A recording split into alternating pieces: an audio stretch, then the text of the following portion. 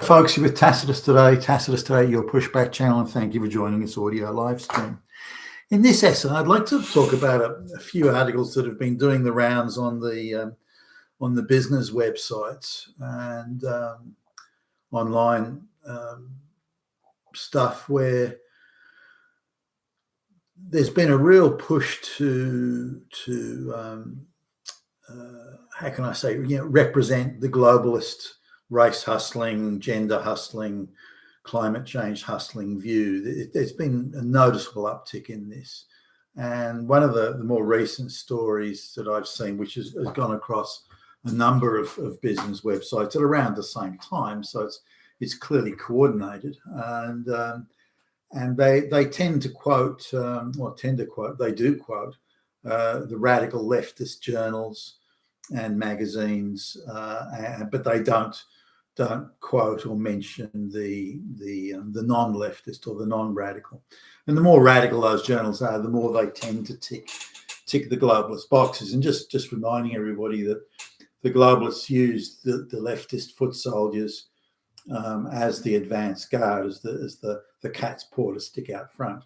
The globalists stay behind, putting the money up and pulling the strings.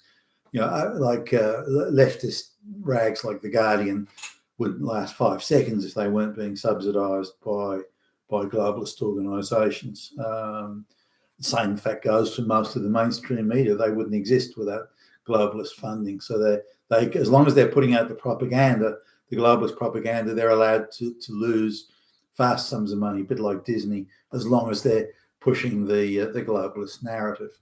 And the globalists view that any expense involved in pushing this narrative is money well spent, regardless of any collateral damage. Now, one of the things that the globalists are particular about is looking to see where do white people congregate, what do white people like doing that other groups of people may not, and then to destroy or tear down, undermine, shame, deny funding to any of these white pursuits. Now, if you're black and you want to do a play that talking about evil, white, racist, fascist, Nazi, Hitler, white people, then the government will give you money to do it. But if you're people can attend for free. So you don't have to survive on any merit. You don't have to go out and advertise your thing. Hey, we're doing a play or a movie about how evil and bad white people are, and we hate white people, hate white people.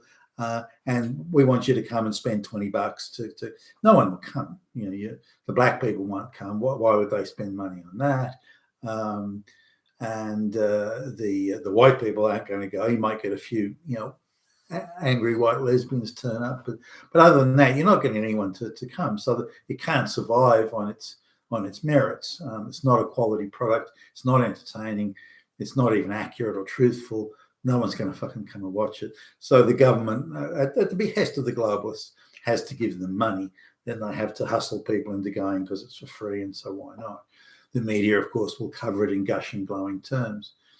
But something like going to classical music concerts, which are not cheap to put on, by the way. You've got to have pretty good acoustics, and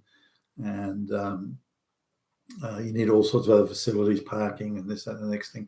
So it's not cheap to put on. So they got to stiff you, $50, $100, $120, whatever, to come and watch some of these things, more if you want good seats.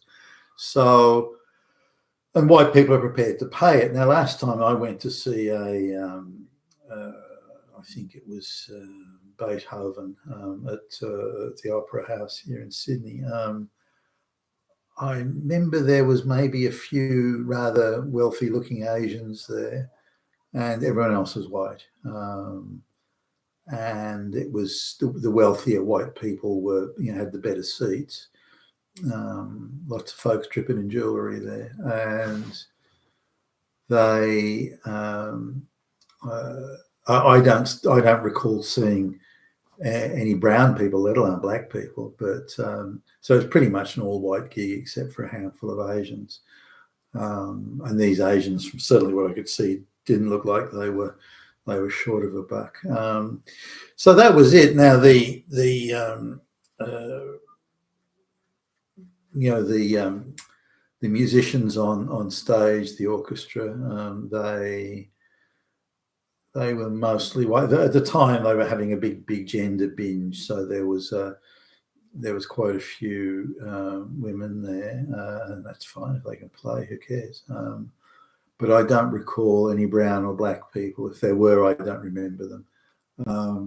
Not that I particularly went looking for that. I mean, it doesn't bother me one way or another, as long as they can play the instrument. Who cares? But it does bother a lot of people because it's a white affair. Now the complaint is threefold, as I understand it. Certainly, reading the pieces, is that the music was written by a white guy like Mozart, Beethoven, or Tchaikovsky, and Prokofiev, and Brahms, and whoever.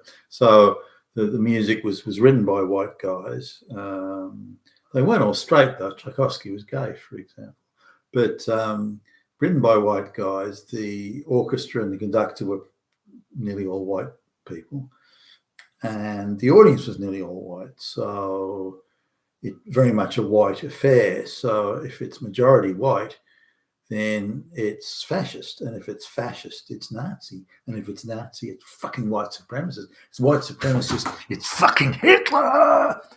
And of course, it'll pop up, or did pop up in one of these articles, that Hitler actually liked classical music. And that nails it. That fucking nails it. Hitler liked classical music? Holy fuck. That means that it's all bad. Couldn't be badder. More badder than bad. Because Hitler liked classical music. So this is why it really has to be shut down. Now, the argument goes that two things should happen. Either black people should be bussed in for free and given free seats. Well, why should they have to pay? It's a whitey gig. Why should black people pay? Why should they have to pay? Why should they have to abide by the laws? The fucking white supremacist, Nazi, fascist Hitler laws. Why?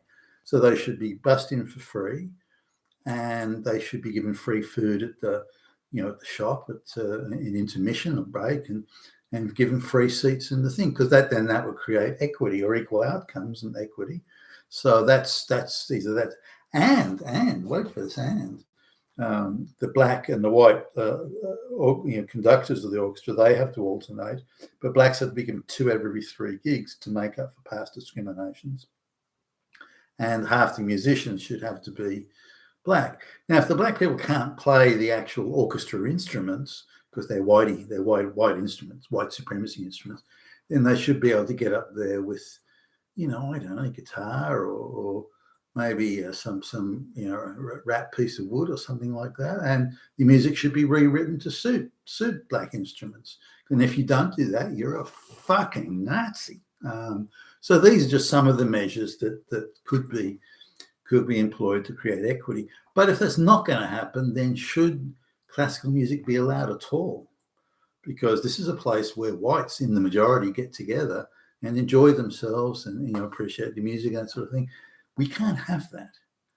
Anything that allows whites to get together and find common ground or common purpose or a common enjoyment to listen to the music, anything where whites get together must not be allowed. It must not be allowed.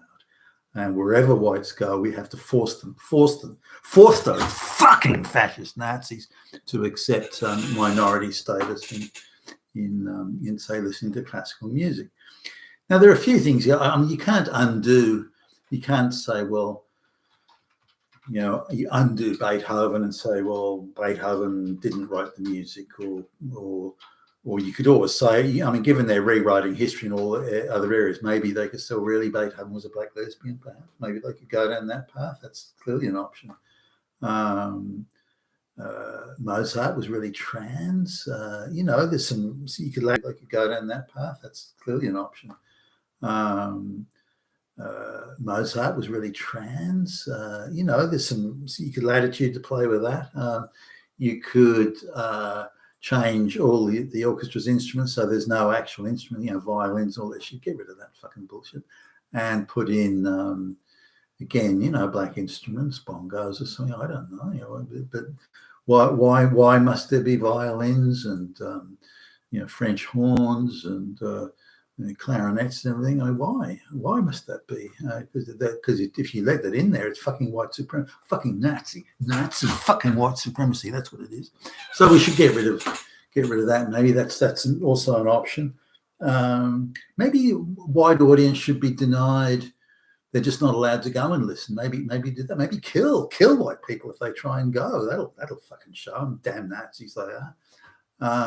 Maybe we could use some other maybe we could say, well, there should be a special tax on any white person that wants to go and watch something like that. Has to be like $1 million ticket price, and then the black people that go could be given $1 million for attending, for compensation for well, I don't know, think of something, make something up. Fuck. And if you have to think too hard about it, it means you're a fucking Nazi. So there's a whole lot of things to be done, but it's very important that for the globalist project, that white people congregating and finding common cause or anything like that in a group must not be allowed. Any gathering of white people must be broken up by whatever means are necessary. And this is, of course, classical music is one area that really requires that attention. I personally, I think maybe just I don't know, shooting all white people perhaps if they want to maybe go through the street and say, hey, do you like classical music? Yeah, pow, pow. Maybe that's a way to go about it. But we've got to be imaginative here, because those damn fucking fascist white fucking Nazi Hitlers have to be stopped. You've been with Tacitus today, your Pushback Channel. Thank you for listening.